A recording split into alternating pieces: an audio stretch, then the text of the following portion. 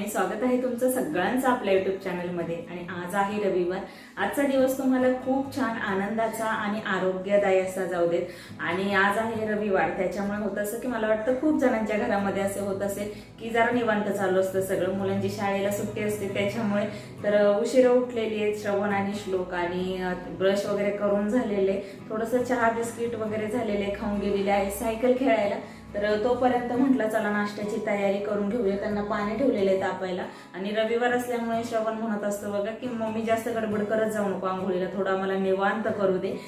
तर त्याच्यामुळे म्हटलं असू दे, या सायकल खेळून त्याच्यानंतर आंघोळ करा।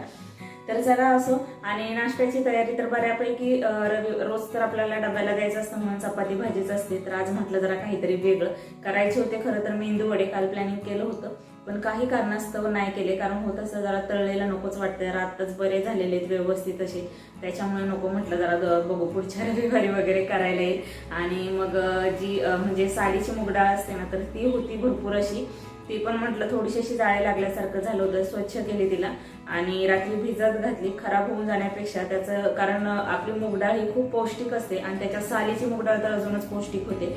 तर म्हटलं त्याचे आपण डोसे बनवूया म्हणून ती रात्री भिजत घातली होती, आणि त्याचेच आता डोसे बनवायचे आहेत। आणि याच्या पाठीमागे मी एक ना हे आपले साधे म्हणजे उडीद डाळीचे आणि तांदळाचे जे हे असतात डोसे असतात त्याचा व्हिडिओ टाकला होता, खूप जणांना तो आवडला असेल। आणि तो जो डोशांचा व्हिडिओ होता तर त्याच्या खाली 2-3 कमेंट्स आहे ना तव्याविषयी सुद्धा होत्या की ताई तवा कोणता आहे, कारण आहे ना डोशांचा तवा चांगला असणं खूप गरजेचं असतं। त्याच्याबद्दल खूप सारी म्हणजे ना तो घेताना खूप सारा विचार मी म्हणाल करावा लागतो। खरंच आहे, नेहमी असं म्हणतात की भांडी थोडी असावीत पण ठराविक असावीत, महत्त्वाची असावीत, आपल्या वेळेला ती उपयोगी पडणारी असावी। आणि त्यामुळेच हा मी 7 वर्षांपूर्वी घेतलेला होता बघा डोशांचा तवा, आणि श्रवण 1 वर्षांचा होता त्यावेळेस घेतलेला, अगदी जसाच्या तसा आहे। तेव्हा जसे डोसे निघत होते आजही तसेच निघतात। ह्याला अगदी अमूल बटर नसलं किंवा जे कोणतं आपण बटर वापरतो किंवा तेल वापरतो त्याची गरजच नाही याला, म्हणजे नसलं ना तरी हरकत नाही, बिना तेलाचे बिना बटरचे सुद्धा डोसे छान होतात। आणि असंही ह्या तव्यावर जास्त तेल यूज करत नाहीत, बटर असलं तर चांगलं, नाही वापरलं तरी हरकत नसते। आणि जाडीला बघा तुम्ही ते पाहू शकता, खूप असा जाड आहे तवा, त्याच्यामुळे डोसे कुठेही चिटकत नाही। त्याचं हँडलसुद्धा खूप असं जाड आहे, मजबूत आहे, ते कधीच हलणार नाही, कधीच काय त्याला होणार नाही अशा प्रकारचं त्याचं हँडल आहे। आणि खूप असा प्लेन आहे, मस्त आहे, भरपूर मोठा आहे, साईज मोठी आहे, त्याच्यामुळे त्याच्यावर व्यवस्थित असे आपल्याला हवे त्या आकाराचे डोसे तयार होतात। आणि हवा तेवढा पातळ पण डोसा करायला येतो, किंवा आपल्याला जाड हवा असेल, मऊ लुसलुशीत हवा असेल तर त्या पद्धतीचा सुद्धा डोसा तयार करायला येतो। तर मागच्या एका व्हिडिओमध्ये मी जे डोशांचा व्हिडिओ टाकला होता त्याच्यामध्ये ताईने एका कमेंट केली होती, विचारलं होतं की ताई याची लिंक शेअर कर। तर सांगायचं तात्पर्य एवढंच की मी हा ऑनलाईन घेतलेला नव्हता, हा मी दुकानामधून घेतलेला तवा आहे, पुण्यामध्ये घेतला होता 7 वर्षांपूर्वी। तर असं मी अजून याची माहिती तुमच्याशी पुढे शेअर करतेच। तर त्याच्या आधी आपण चटणीची रेसिपी बघूया। मागच्या वेळेस मी ओल्या खोबऱ्याची चटणी वरनं तडका देऊन केलेली होती, पण त्यापेक्षा ही चटणी म्हणेल मी वेगळी आहे। तर तर नारळ आणायचं माझ्याकडनं राहून गेलं होतं, त्याच्यामुळे ओल्या खोबऱ्याची चटणी न करता मी आज केलेली आहे शेंगदाण्याची चटणी। म्हणजे शेंगदाणे मी 2 ते 3 तास अगोदर भिजत घातले होते, आणि भिजत घातल्यामुळे होतं असं की त्याच्यातला तेलकटपणा असतो तो निघून जातो, आणि चटणीला एक जरा ओल्या खोबऱ्यासारखी अशी चव येते, त्याच्यामुळे अशा प्रकारची चटणी मी करते। तर त्याच्यासाठी मी थोडासा लसूण घेतला होता, थोडंसं आलं, 4 ते 5 हिरव्या मिरच्या घेतलेल्या होत्या, जिरं घातलं होतं, आणि मग ते शेंगदाणे घातले। आणि त्याचप्रमाणे थोडंसं असं डाळवं होतं भिजत घातलेलं, म्हणजेच जी भाजलेली डाळ असते ती देखील शेंगदाण्यांसोबत भिजत घातलेली होती। तर ते सगळं असं मिक्सरला बारीक करून घेतलं, आणि त्याची चटणी ही तयार करायचं चाललेलं आहे। तर शेंगदाणे भिजत घातले की चांगलं थोडीशी अजून चव नक्कीच मी म्हणेल वाढते, त्याच्यामुळे मी जर कधी असं नारळ आणायचं राहून गेलं तर अशा प्रकारची चटणीसुद्धा करते। आणि शेंगदाण्यांसोबत कधी कधी खोबरंसुद्धा भिजत घालते, त्याच्यामुळे अजून चांगली चव येते। पण आज केलेली आहे फक्त शेंगदाण्याची चटणी। आणि ना कढईमध्ये तेल घातलं आधी, आणि त्याच्यामध्ये जिरं मोहरी घातली, ते चांगलं तडतडलं की मग त्याच्यामध्ये हे आपण वाटण जे वाटून घेतलेलं आहे चटणीचं तर ते घालायचं। ते घातल्यावर त्याच्यावर लगेच झाकण ठेवलं, कारण नेहमी म्हणते तसंच खूप तेल पण उडतं आजूबाजूला, आणि लगेच झाकण ठेवल्याने ना चटणीची चव चांगली होते अजून। तर झाकण ठेवून असंच मी 4 ते 5 मिनटं ते शिजवून घेणार आहे, आणि ह्याच्यामुळे छान अशीच आपल्या चटणीला चव येते। इथे जर कढीपत्ता घातला तरी हरकत नाही, उलट चांगली चव येईल, पण पण नव्हता माझ्याकडे, त्याच्यामुळे मी आहे त्याच याच्यामध्ये केलं. एखादी जरी वस्तू नसली तर त्याच्यामुळे कॅन्सल न करता आहे त्याच्यामध्ये सुद्धा आपण खूप चांगलं करू शकतो. तर त्याच्यामुळेच इथे चाललेली आहे हे चटणी तयार करायचं. आणि रविवार म्हटलं की मुलांना काही ना काहीतरी वेगळं हवंच असतं आणि त्याच्यामुळे म्हटलं चला आज आपण पौष्टिक असं हे मिश्र डाळींचे डोसे करूयात आणि त्याच्यासाठीच इथे मी हवं तेवढं पाणी घालून घेते चटणीमध्ये. स्वतः करते सुरुवात डोसे करण्यासाठी. मुलांची चाललेली आंघोळ, चटणी एकीकडेच हे केली आहे, शेगडीवर तयार करते. तोपर्यंत म्हटलं डोसे करायला सुरुवात करावी, कारण ते गरम गरमच छान लागतात. तर आज करते हे आहेत मिश्र डाळींचे डोसे. मागच्या व्हिडिओमध्ये केले होते की जे आपलं तांदळ आणि उडदाची जी पांढरी डाळ असते त्याचे आपण नेहमी करतो तसेच, पण आज हे मिश्र डाळींचे डोसे आहेत. तर रात्री झोपताना मी डाळी भिजत घातलेल्या होत्या, म्हणजेच जी सालीची मूग डाळ असते ना ती जास्त घेतली होती आणि त्याच्यानंतर त्याच्यापेक्षा थोडीसं असं कमी तांदूळ घेतले होते आणि त्याच्याही पेक्षा कमी म्हणजे अगदी अर्धा फुलपात्र मी हरभऱ्याची डाळ घेतली होती. त्याचप्रमाणे अर्धा फुलपात्र उडदाची डाळ घेतली होती आणि त्याहूनही अगदी थोडीशी अशी मसूरची डाळ घेतलेली होती आणि ह्या डाळी मी सगळ्या भिजत घातलेल्या होत्या. याच्यामध्ये जी सालीची मूग डाळ असते ना ती फक्त मी जास्त घेतली होती, त्याचं प्रमाण हे जास्त होतं आणि त्याच्यामुळे आणि सालीची मूग डाळ ही खूप पौष्टिक पण असते त्याच्यामुळे किंवा फक्त आपण मूग डाळीचे सुद्धा डोसे तयार करू शकतो, पण इथे मी सगळ्या डाळी थोड्या मिक्स केल्या त्याच्यामुळे खरंच खूप छान चव येते आणि खूप सुंदरसुद्धा झाले होते डोसे. आणि याच्यामध्ये आपण खरं तर हिरवी मिरची, आलं, लसूणसुद्धा वाटून घालू शकतो, पण मी प्लेन डोसे तयार केले होते कारण मुलांना असेच आवडतात साधे सिंपल. त्याच्यामुळे मग मी तसंच हे केलं होतं आणि हे रात्री भिजत घातलं होतं. सकाळी ते चांगलं भिजलं गेलं आणि एक 7 वाजता मी सगळं त्या डाळी मग वाटून घेतल्या असतील आणि 9 वाजता मी डोसे तयार करायला घेतले. म्हणजे जवळजवळ 2 तास ते पीठ चांगलं भिजलं गेलं, कारण सगळ्या डाळी असतात त्याच्यामुळे थोडा वेळ तरी असं भिजलेलं पीठ नेहमीच अतिउत्तम म्हणजे आपले डोसे तयार करण्यासाठी. आणि इथे चाललेलं आहे माझं हे डोसे तयार करण्याचं काम. आणि इथे मी आत्ता बटर लावते, साईडनं पण लावलेलं आहे थोडंसं असं वरनं. तर मागच्या वेळेस मी जेव्हा डोसे केले होते त्यावेळेस माझ्याकडं बटरसुद्धा अवेलेबल नव्हतं किंवा मी आणायला गेली नव्हती. अगदी बिना बटरचे सुद्धा ह्या तव्यावर डोसे खूप छान झाले होते, पण आज होतं म्हणून लावलेलं आहे. चांगली अजून चव नक्कीच थोडीशी अशी त्याच्यामुळे वाढते, मुलांना आवडतं खायला असं. तर तव्याचं जर म्हणाल तर अजून एवढं सांगायचं आहे की खरंच ह्या तव्यावर आहे ना आपल्याला हवे तसे डोसे तयार होतात. आणि 7-8 वर्ष झालेले आहेत बघा तव्याला, पण त्याला अजूनही काहीही झालेलं नाही आहे. आणि खूप वेळा खूप जणांचं असं मी पाहिलेलं आहे बघा की अगदी तवा घेतला की तो 1-2 वर्ष चांगला चालतो किंवा चांगलं त्याच्यावर डोसे तयार होतात, पण नंतर असं होतं की त्याचं वरचं जे नॉनस्टिक असतं ते खराब होतं आणि खूप असं घासून ते अजूनच जास्त खराब होतं. डोसे सुरुवातीला करताना मोडतात, 1-2 डोसे तरी तुटले जातात आणि त्याच्यामुळे महिलांची नक्कीच चिडचिड होते, मनस्ताप होतो. आणि त्याच्यामुळे जर मी म्हणेल तुम्हाला डोशांचा तवा घ्यायचा असेल तर अशा या परफेक्ट ठिकाणी तुम्ही इन्व्हेस्ट करा. कधी काही भांडी ही खरंच खूप महत्त्वाची असतात व्यवस्थित असणं ह्याच्यासाठी, कारण वेळेची आपली बचत होते आणि अगदी बाहेर डोसे आपल्याला मिळतात तसेच ह्या तव्यावर डोसे तयार होतात. तर इथे झालेला आहे एक मस्त असा गरमागरम मिश्र डाळींचा डोसा की जो खाण्यासाठी खरंच खूप पौष्टिक असतो आणि लहान मुलांना तर दिलाच पाहिजे, त्याच्यामुळे मी करत असते अधूनमधून. आणि असे हे डोसे घरी नाश्त्यासाठी त्याचप्रमाणे मुलांना आहे ना डब्याला देण्यासाठी सुद्धा खूप फायद्याचे ठरतात. हे थंड झाले तरीसुद्धा चांगले लागतात.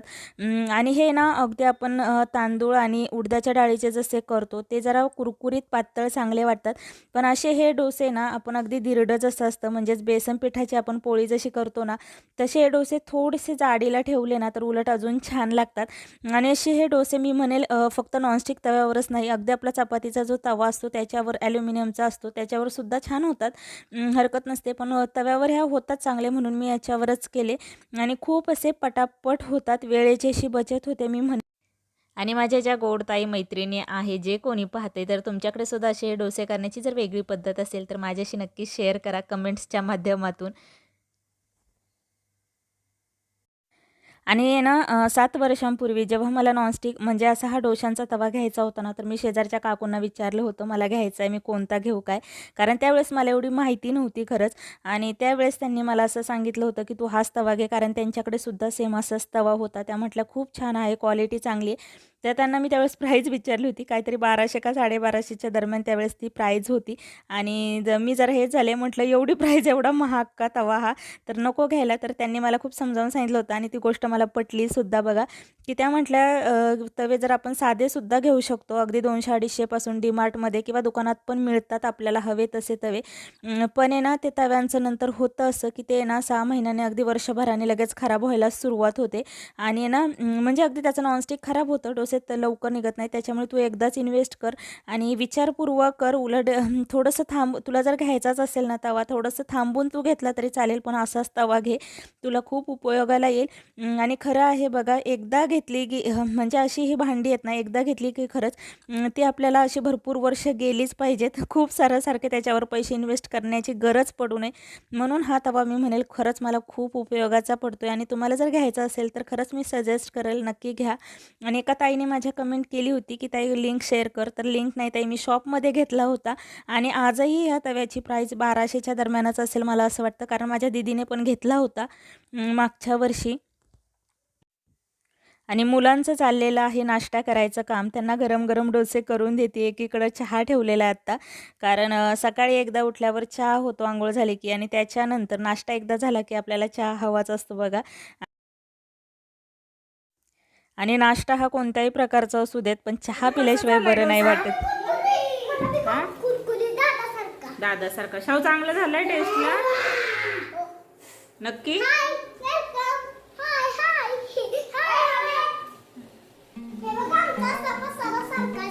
हो बघा बघा, आम्ही स्वतःच सांगतोय सगळा आमचा पसारा असा असतो, आहे की नाही. आम्ही जिथं बसतो, जिथं जेवतो, तिथंच आमचा पसारा सगळा असतो.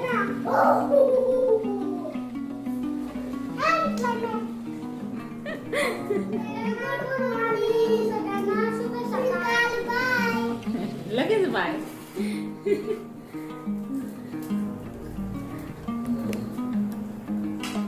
आणि श्लोकला आज त्याचा दादा घरी आहे, दिवसभर खेळायला मिळतं, त्याच्यामुळे खूप सारा आनंद झाला आहे. सगळं खेळणे घेऊन बसले ते दोघे पण, आणि नाश्ता पण करायचं काम चाललेलं आहे.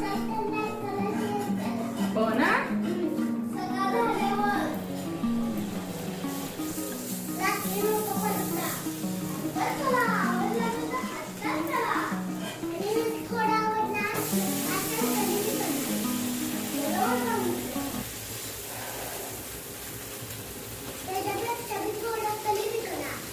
आणि लहान मुलं असली की अशीच गडबड गोंधळ असतं, खूप सारी बडबड असते. म्हणूनच मी खरं तर व्हिडिओला व्हॉइस ओव्हर देत असते नेहमी, जास्त करून. तुम्ही जेवताना किती बडबड करताय. ए हळू, शेजारची लोक येतील पळत काय झाले म्हणून. हो का.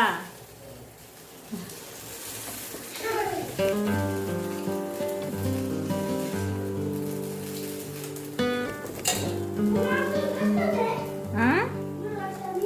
काय आहे की आता जवळ आले. आणि सालीसकट असलेली मुगाची डाळ, त्याचप्रमाणे तांदूळ, थोडीशी उडदाची डाळ, थोडीशी मसूर डाळ आणि थोडीशी अशी हरभऱ्याची डाळ. तर ह्या सगळ्या डाळींपासून बनलेला हा मिश्र डाळींचा डोसा खरंच खाण्यासाठी खूप असा पौष्टिक होतो, पोट भरून होतो. जसा आपला तांदूळ आणि उडदाच्या डाळीचा डोसा हा थोडासा हलका फुलका आहार असतो ना, तसा हा जरा हेवी होतो. त्याच्यामुळे 2च डोसे खाल्ले तरी पोट भरून होतं. आणि सगळ्यात महत्त्वाचं म्हणजे पौष्टिक आहे, त्याच्यामुळे मुलांना नाश्त्याला त्याचप्रमाणे डब्याला द्यायला सुद्धा खूप छान असा हा या डोशांचा मी म्हणेल प्रकार आहे. आणि ना झालेला आहे आता इथे चहा. मला पण नाश्ता करायचा, मी पण नाश्ता केलेला आहे आणि चहा घेते आहे सगळ्यात शेवटी. आणि खूप हेल्दी पौष्टिक असा नाश्ता सकाळचा झालेला आहे. आणि रात्री हे आले नाहीत खरं तर, आधी म्हटले जेवायला मी येणार आहे, नंतर उशीर झाला त्याच्यामुळे बाहेरच जेवून आले. आणि त्याच्यामुळेच ही आमटी राहिलेली होती रात्रीची. आणि मग दुपारी फक्त खिचडी भात वगैरे करणार आहे, किंवा साधा आपला भात केला तरी होऊन जातं. थोडंसं असं डोशांचं पीठ राहिलेलं आहे, ते मुलांना करून द्यायला येईल. तर असं हे नियोजन असतं दिवसभराचं. आणि नाश्ता झाला की लगेच किचन आवरून घेतला, भांडी घासून घेतली, कारण असं काही केलं की खूप साऱ्या किचनवर पसारा होतो, तर ते आवरून घेतलं. त्याच्यानंतर मुलांकडे लक्ष देत देत त्यांचं ते ड्रॉइंग चालू असतं किंवा अभ्यास करत असतात, तर त्यांच्याकडे बघत बघत मग मी माझं एडिटिंग करत असते. खूप सारा तसा वेळ जातो, 3-4 तास तरी त्याच्यामध्ये जातात. एक 4-5 असे वाजतात, म्हणजे कळून येत नाही खरं तर टाईम गेलेला. तर असं तुम्ही जर डोशांच्या तव्यासाठी परफेक्ट डोसे हवे असतील, विकतच्यासारखे मस्त मऊ कुरकुरीत सगळ्या प्रकारचे डोसे हवे असतील, तर असा तवा घ्यायला हरकत नाही. आणि अगदी मनापासून सांगते, हे कोणत्याही कंपनीचं प्रमोशन नाही आहे. फक्त मला जे खूप उपयोगाला येते त्याबद्दल मी तुमच्याशी माहिती फक्त शेअर केली आहे. कारण मागच्या एका व्हिडिओमध्ये एका ताईची कमेंट आली होती, तिला खूप तवा आवडला होता, विचारलं होतं, म्हणून मी एक जस्ट तुम्हाला फक्त माहिती दिली आहे. कारण भांडी ही स्त्रियांच्या खूप जवळचा असा विषय असतो, त्याच्यामुळे कोणाला तरी फायद्याचं ठरलं. खूप जणींना माहीत असेल, खूप जणींना माहीत नसेल, त्यांना नक्कीच उपयोगाचं होईल. आणि ना माझ्याकडे नॉनस्टिकची दुसरी कोणतीच भांडी नाही, फक्त हा डोशांचा तवा आणि कुकर तेवढा आहे. तर काही म्हणतील की नॉनस्टिक हे हेल्थसाठी चांगलं नसतं, पण आपण डोसे काही रोज काही करत नाही, 15 दिवसातून महिन्यातून एकदा करतो, त्याच्यामुळे वापरायला अजिबात हरकत नाही. आणि अगदी मनापासून धन्यवाद तुम्ही माझा व्हिडिओ शेवटपर्यंत पाहिला यासाठी. आणि चॅनेलवर जर कोणी नवीन असेल तर प्लीज सबस्क्राईब करा. नेहमीच म्हणते तसं तुमचा प्रेम, तुमचा आशीर्वाद, तुमचा सपोर्ट याची नेहमीच गरज आहे आपल्या चॅनेलला. तर त्याच्यासाठी प्लीज चॅनेलला जास्तीत जास्त सपोर्ट करा. आणि पुन्हा भेटूया मस्त एखाद्या नवीन व्हिडिओमध्ये. तोपर्यंत आपापली काळजी घ्या आणि सगळ्यांचे मनापासून अगदी खूप खूप धन्यवाद.